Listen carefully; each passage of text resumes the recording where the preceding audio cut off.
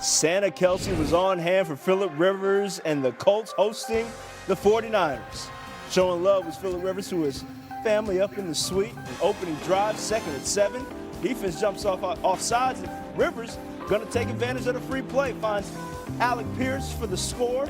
Colts on the board early. Ensuing 49ers drive, the San Francisco fellas would respond. Purdy connecting with Demarcus Robinson for 6. That's a 22-yard score to tie things up at 7. Ensuing kickoff, Amir Abdullah fields it inside the 10. And the old Nebraska Cornhuskers going to turn up a little bit. However, fumbles the ball. Jake Tonjes jumps on it on the Indianapolis 26, sets up a short field. And the Niners would capitalize. Purdy finding Christian McCaffrey in the end zone. 49ers take a 14-7 lead. Early second quarter now. Rivers, 3rd and goal from the 16. Finding Pierce again for the score, his 2nd score of the day. We are locked up at 14 apiece. Under 10 minutes left in the half. 2nd and 4. Purdy rolling right off the play action look. George Kittle is there to save him in between 2 defenders. His 3rd touchdown of the half. After trading field goals, we will have a 24-17 score at the break. After that, 1st and 10, Purdy completing to Kittle on the over route, 22-yard is easy money down to the 4. Niners on the doorstep. A few plays later, they would cash in. Jawan Jennings, the touch pass from Purdy. And the Niners are starting to pull away. Under 5 minutes left in the 3rd. Purdy on 3rd and 9. Finding Kendrick Bourne short of the sticks. Kittle, though, is the main focal point. Limps off the field. You'll see when he makes that in cut, starts to hobble during the route, would not return with what appeared to be an ankle injury. That drive would end with a field goal, 34-20 to score at that point. After a Jonathan Taylor touchdown brings the Colts within 7, McCaffrey would do his own thing from the tailback position. Left side battling his way down to the Colts 20, 146 yards and 2 touchdowns for him on the night. Later in the drive, 7 minutes left. Purdy finding McCaffrey, this time in the end zone for the score. Brock becomes the first 49ers QBs with 5 touchdown passes since Steve Young in Super Bowl 29. And under 4 minutes left, Rivers trying to make something shake, but gets picked off by D. Winters, who takes it 74 yards the other way. That pick 6 puts it away. Purdy finishes 25-34. 5 touchdowns from 6 wins just last season to potentially the NFC's top seed. Brock, how? Since I've been here early in my career, we were, dominating teams, and the game was basically over in the 4th quarter. And so now it's like, we got to find ways to win all the way through the very end, and keep stacking those wins. So you never take a win for granted in the NFL, and that's something that I've learned, the last 2 years. I'm torn of how to express it because it's been a blast. It's been a blast to prepare and to go and get ready and go out there and warm up and do all that with these guys again. But again, the name of the game is not, go have a good time.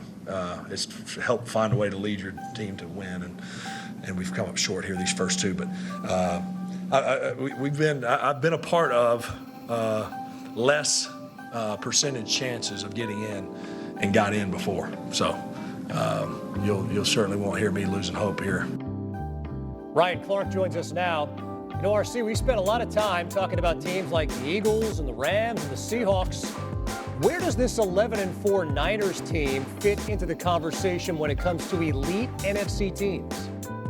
I think what scares you with the 49ers are the injuries on defense. And I think the Los Angeles Rams, to me, are the team to beat in the NFC. And then it's the Seattle Seahawks. But the Niners are right there in a group with teams like the Philadelphia Eagles, the Chicago Bears. The Niners have to find a way that they can stop the run, and also like the way they did it tonight, but then also play the pass in a better way. Defensively, they've struggled. But when you look at the level that Brock Purdy has played at the last few weeks since coming back from injury, there's no quarterback that's hotter, no quarterback that's more daring, and no quarterback that has a better understanding of the offensive scheme and what his coach is asking him to do. But if you're going to compete in the NFC, you have to find a way to come up with stops, and that's what keeps this team out of the top tier for me. Boy, oh boy, the NFC West is good. And then, Ryan, it's a damaging loss for the Colts, but it comes on a night Indy gets what's believed to be the first 277-yard, 2-touchdown game from a grandpa. How do you evaluate Phillip Rivers Monday night? honestly, Phillip Rivers and what he did tonight is beyond words. Last week was inspirational, coming off the couch after 5 years at 44 years old and giving your team an opportunity to win.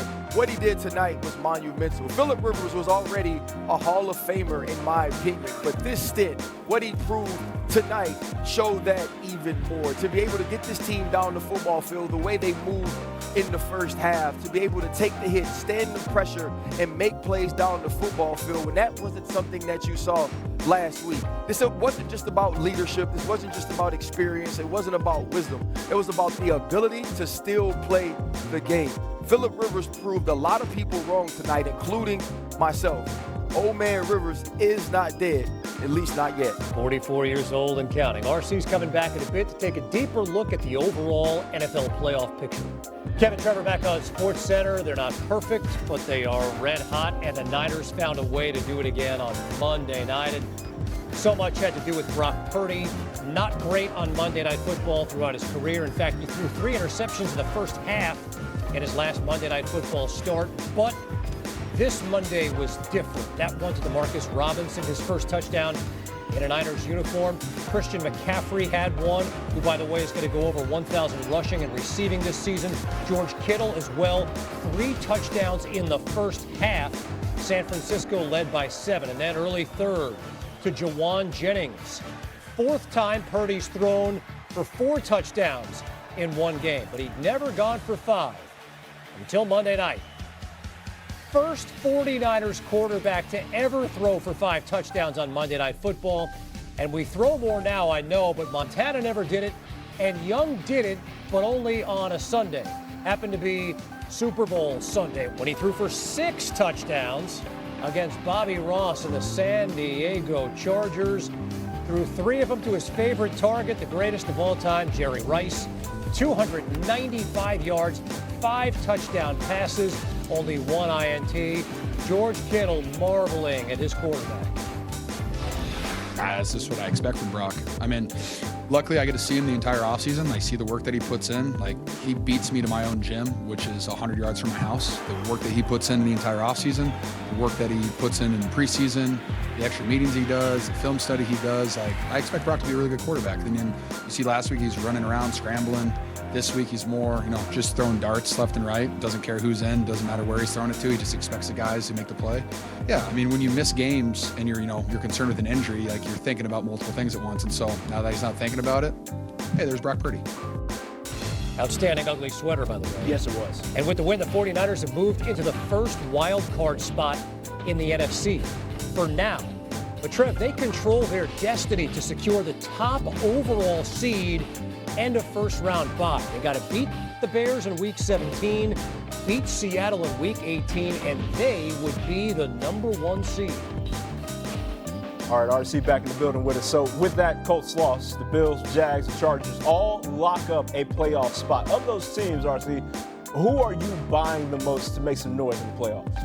I think this is going to be crazy, man. I'm buying the Jags, and I probably wouldn't have said that 6 weeks ago, but Trevor Lawrence is the hottest quarterback in all of football, and Liam Cohen has instilled a confidence in this team from the moment he walked in. Yeah, and I know we all laughed because he didn't really know how to say Duval. He was more like Duval, but he's a guy who's not only stood up to Robert Saleh in the middle of the field or mentioned that they were a small market team after Sean Payton made that statement this week, but he's shown up in the play calling, he's shown up in the mindset, he's shown up in the energy and attitude of this team.